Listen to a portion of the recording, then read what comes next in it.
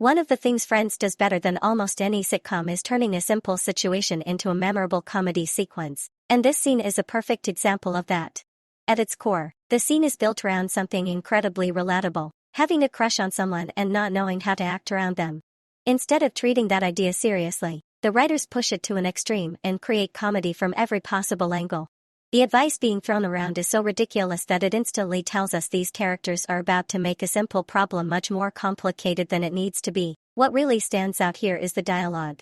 Every line feels designed to make the situation more awkward. Rather than helping, each character contributes to the chaos, and that's exactly why the conversation becomes so funny. The humor isn't coming from one big joke. It's coming from multiple personalities colliding at the same time. Another reason the scene works so well is because Friends understands how to use embarrassment as comedy. The entire setup places the characters in situations where nobody feels completely comfortable. That awkward energy keeps building, and the audience is constantly waiting to see who is going to be put on the spot next. The introduction of the party game is especially clever because it immediately raises the stakes without making the situation serious. Suddenly, everyone is forced into a scenario where they can't completely control what happens next.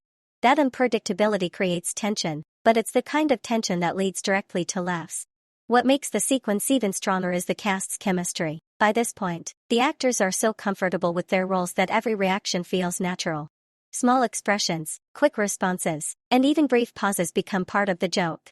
That's something Friends consistently does well, and this scene is a great showcase of that strength.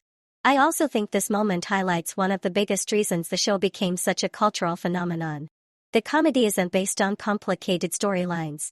It's based on recognizable human behavior. Most people understand what it's like to have a crush, feel nervous, or find themselves trapped in an awkward social situation. Friends takes those experiences and exaggerates them just enough to make them hilarious. But what really elevates the scene is the way it ends.